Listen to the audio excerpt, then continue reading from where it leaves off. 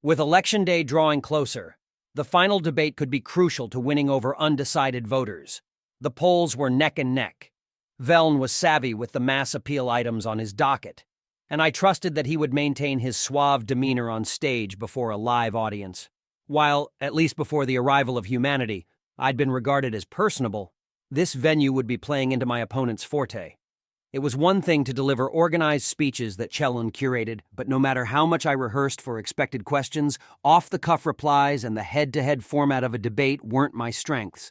So much was at stake for the fate of Skalga, so I needed to put on the best performance of my life. Venlil debates were usually simple affairs, with a few minutes devoted to back-and-forths on each policy issue. However, with the human and Federation issues at the crux of the debate, Veln and I struck a mutual accord to devote the entire first half of the schedule to those topics. The other issues could be condensed, as this point was the true schism of this election. I knew how contentious our membership in the Sapien Coalition and our close ties with Earth were. For would-be voters, everything else was unimportant compared to the millions of predators living among us. For the primates who'd been granted citizenship, attempts to have courts block their voting privileges had mixed success from one jurisdiction to another. In this cycle, I couldn't rely on the Terran vote saving me. I steadied my paws on the podium and gazed out at the assembled crowd.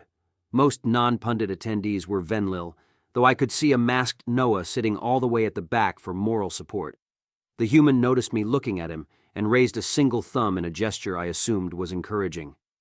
I gave the slightest tail swish back, wishing I understood all of the Terrans' nonverbal cues. Their communication was so unique compared to other species, but they were expressive and animated if one knew what to look for. This debate is nothing compared to Noah's speech on Alpha. I have no right to be this nerve-wracked when he was so brave with rifles trained on his face, trapped on a hostile world. If I can't sell Skalga on my love for humanity, I don't deserve to win. Veln, as the challenger, mounted the stage second, relishing the crowd's cheers beneath a facade of modest, dismissive tail waves. His slate-gray fur was perfectly smoothed out on his chest, while his tail had been puffed out for a regal appearance. His ears wiggled with enthusiasm as he offered the audience a sweeping tail swish. My opponent wandered away from the podium, leaning down toward the first row to wave to a particularly enthusiastic supporter. When I took the stage, my reception had been more mixed and tepid. My supporters were more the stay-the-course types than the game-changers. Those who were against me despised me, and hatred was something Veln could weaponize into passion for himself. "Hello," Veln said into the microphone, clearly studying me with a direct, side-on gaze.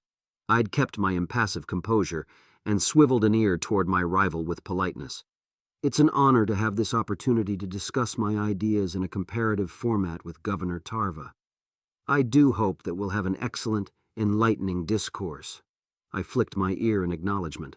"Likewise, I look forward to engaging with the pressing issues of our time. I believe that the candidate with the best ideas will rise in this format, and I'm grateful that so many of the voters are listening to what we each have to say tonight. Major decisions for the future of our society are at paw." The Venlil moderator, a journalist named Jonek, straightened his note cards. "Now that the candidates are both here, let's launch into the issue on everyone's minds: humanity. Tarva, as the defending governor, you open this segment. 30 seconds for your reply. Why do you believe that your friendly policies toward Earth are ideal for Venlil society?" "That's an important question, Jonek," I said, adding in a practiced pause. "We've seen the worst of what is out in the stars. The Arxur, the Federation, who've hidden their atrocities for centuries. Humanity came seeking genuine friendship and have defended us on multiple occasions at the cost of many of their own. We would never have known what was done to us, never have woken up to our own manipulation without the so-called predators. Now more than ever, us Venlil need true allies and comrades, because how can we afford to be alone with so many threats out there?" The crowd seemed pleased with my reply, issuing a few whistles of agreement. Noah mashed his meaty hands together and gave the thumbs-up gesture again. I tried not to focus on the human for too long, not wanting to be caught staring at him on live television. With the first question done, I could feel myself begin to lighten up on the anxiety. Veln waited for the audience's response to cool off, before leaning toward the microphone. Moderator Jonek gave him the ear flick to go ahead with his 30-second rebuttal. Veln pointedly trained both his pupils on me. That's a wonderful set of lines, Governor, but it's not indicative of reality. If we need to entangle our society with humanity and their values to attain their friendship, then they are just as bad as the Federation. We have known them for the sum of a few months, so I would not bet the direction of the Venlil people on such a small sample size and such limited knowledge. Terrans are not one entity with us, and we are not responsible for saving them. Under my leadership, we would seek more separation from the Earthlings, for the sake of our autonomy. If I might add one more thing that doesn't add up, if you recognize the threat of the Federation, why have you placed us into a new one with many of their former members? We don't need to be beholden to anyone who wishes to determine our future and our choices for us. My slogan is very simple: no more federations. I waited for his round of cheers to die down, signing argue in tail language to tell Yonik I wished for a counter-rebuttal. Let me impart some thoughts of my own on reality. The reality is, right now we can't defend ourselves from the Federation on our own. My platform focuses on building up our military so that we can stand on our own, without leaving ourselves vulnerable to outside attacks. I lost my daughter to a raid as the Arksur bombed schools, targeted children. I saw how furious that made the Terrans, so I know enough about them, even in this short time, to know that they'll stand fast beside us. Veln, how do you expect the Venlil to stand a fighting chance alone? You think the Federation will just let us leave, or do you imagine they'll seize on our vulnerability to snuff us out and send a message to humanity? They'll do anything to get back anyone who helped the Predators, or is important to them. We have no choice but to stick together. That's what the herd is for. Veln's ears straightened, sensing his chance to reply. Since you asked, I don't think that asking others to solve our problems is the answer. Humans have a fundamentally different culture to us. I'm not proposing to fully go it alone. I'm proposing to be more responsible with the alliances and commitments we get ourselves into. Who out there helps carry the burden of Predator refugees or has had their child exposed to the sight of carcass food? We shouldn't accept this on Venlil Prime. A strategic alliance is fine, because Terrans are excellent at fighting, but we don't need to be joined at the hip, something I imagine you and Ambassador Noah know about. What is that supposed to mean? Campaigning by starting unfounded rumors? It's unbecoming of someone who wants to lead an entire planet. I don't mean to insinuate anything, but you two spend a lot of time together outside typical work hours. I've seen him at the governor's mansion in a month more than any other species ambassador visits in a year. Extraordinary circumstances, I know, but I think your judgment might be clouded. It's a conflict of interests if you're elevating human interests so highly compared to Venlil priorities. Should I elaborate more? I want to make sure nothing is misconstrued, of course. I care deeply for Ambassador Noah, but I'm shocked that you would weaponize my empathy for how much he's endured as the face of humanity into a negative attribute. We've been through many stressful situations together, from nearly getting shot down en route to Alpha, to our efforts to stop the genocide of Earth, to working hand in paw with the cattle rescues that my government and his bargained for the release of, and now to our collaboration for the summit. It's brought us both into a special and cherished bond, and I won't let you shame me for it. Veln lashed his tail with smug satisfaction. I'm only suggesting the people have a right to know about any special bonds. You make decisions for all of us. The citizenry should be certain who you'd protect, if it came to us or them, and that certainty should be beyond a shadow of a doubt. I know I'd fight for our own. Regardless, I don't want to stall on this topic, moderator. So shall we move on? It was all I could do to conceal how much I was fuming on the inside. It was a clever way to lob a personal attack at me, and one that was difficult to defend. I was well aware that the strongest criticisms against me were that humanity was pulling the strings on my agenda. Ever since I shut down the Predator disease facilities on Terran urgings, my dissidents claimed that I wouldn't stand up to them. While I had a refutation prepared for that specific line, going after my ties to Noah wasn't an attack I wanted Veln to expand upon. Defending myself against a valid accusation left me with few options. I'm not ashamed of how close I am with Noah, but what would happen if that got into the media? Glim, for one, was outright told we're together. I'm lucky he's working with me as a campaign advisor, or he could give Veln a juicy scoop. That rescue has been dispirited since fainting before Isif at the summit. Yonik read the second question on his card. Veln, you've learned about the gene editing the Farsal forced on our ancestors. Yet you've been outspoken against Tarva's proposals for a voluntary instinct suppression program and for returning Venlil Prime's name to Skalga through a referendum. Why are you against these options for returning our planet to its natural state? First off, the governor and I agree on reversing the gene edits. It'll be a priority in either agenda, so let's set that part aside, Veln began. Now, I find that Tarva rushes into drastic changes with haste. Slanek was the first subject of a program like what she proposes, and he became a violent assassin. We don't understand the consequences of the psychological changes we're making to ourselves, so we should take the time to do so, especially before we raise the government's spending even further. The programs formed since First Contact have tanked our economy and have been a massive drain on our system and resources. I love the idea of saving the cattle rescues, but the fiscal mismanagement, we don't have infinite money. It comes from somewhere, just like the Instinct program would. Now, I know I'm over my time, so let me be quick on why I don't want Skalga. I don't like the name World of Death. We can do better. As laughs rippled through the crowd, I donned the look of a mother who wasn't amused by a child's shenanigans. I sure hope you don't make all your decisions based on whether you personally like or dislike something, Veln. The choice of whether the citizens like the name Skalga should be left up to the people themselves, not just forbidden by your decree. As our moderator pointed out, the Instincts program is also voluntary. I dream of a future where we're strong, not weak like the Federation claims. But my entire platform is about choice.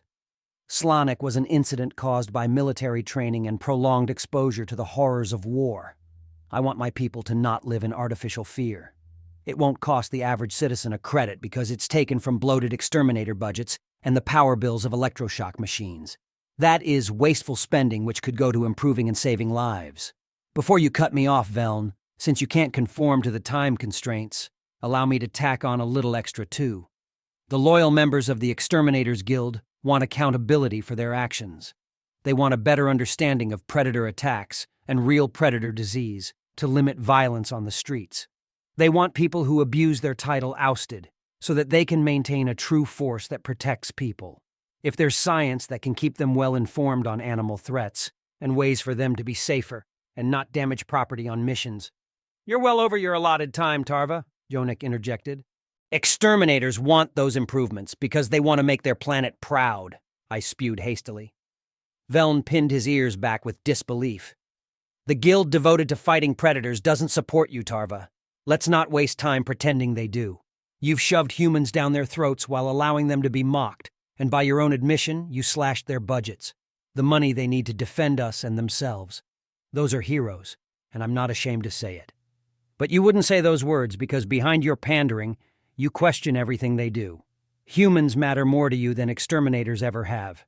You basically said so in your own words. The Guild's budget is not wasteful spending because their job is about improving and saving lives. I won't let them apologize for burning creatures that'd threaten and eat our children. Furthermore, I'll give them every credit they ask for, and I'll talk about raising their salaries for the thankless work they do. Save your cheers. I'm not done. It's funny how you condemn predator disease treatments and leave us impotent to defend against predator attacks. We learned that predator disease was more prevalent than ever, with those twisted Venlil who live among us and conceal conniving predatory minds. We knew they were dangerous, but we didn't know they struck so often. How can you see that evidence and close the facilities? Do you... Jonik cleared his throat. Veln, you're also past your time. Don't worry, the question's to Tarva, my opponent countered. Do you really think that talking about your feelings can make these monsters herd safe? If the treatments made Venlil safe before, why were there so many attacks? I shot back. The methods we have now are clearly by the evidence unreliable for detecting threats.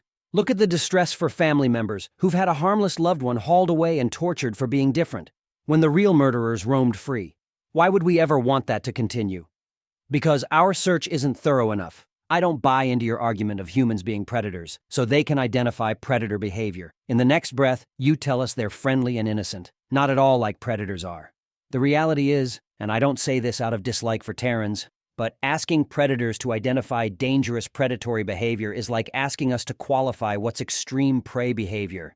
Their boundaries are much looser than ours. Our boundaries of acceptable behavior are engineered by the Federation. That's the difference. Humans are civilized people who haven't been told how to think. They have a better idea than we do of what's actually predator behavior and what was just an instrument of Kolshian Fasul control. Every part of our society was engineered so that the conspirators could keep us subservient and mock us. Veln, I don't want to listen to a single word those cripplers said, especially when innocent lives are involved. This planet deserves a leader who doesn't buy into those centuries-old lies. Judging by the crowd's enthusiastic cheers, I'd come out ahead in that exchange. Resenting the Federation's lies was a convincing reason to overhaul every tenet of the system. It was clear after what we learned the Farsul did to our ancestors that nothing they forced on us had good intentions. Predator disease was their creation to stop us from resisting, and I was certain enough of the populace could see that. My opponent likely agreed with my logic deep down, though he had to be contrarian to demonstrate his opposition to radical change. Veln seemed to be weighing whether to concede that argument and move on to a different topic. However, it was a moot point as Yonek jumped in.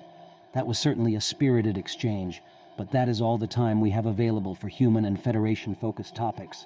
The moderator said, "We'll take a short break and move on to the other issues on your ticket, including infrastructure, schools, and tax policies. Stay tuned." I relaxed as the camera switched off and studied my opponent out of my periphery. In this crucial debate, it was a good sign that Veln wasn't walking all over me. I was pleased with how I'd stood up for my actions and beliefs. My gaze turned outward, past the various Venlil spectators who chatted among themselves. The human ambassador lifted his mask for a brief second when my eyes reached him.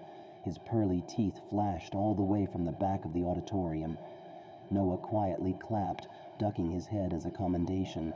His approval filled me with confidence. If the silver-tongued predator believed in what I was saying, my words must be enough to resonate with others. The question now was whether this final appeal to the Venlil citizenry would carry me to re-election.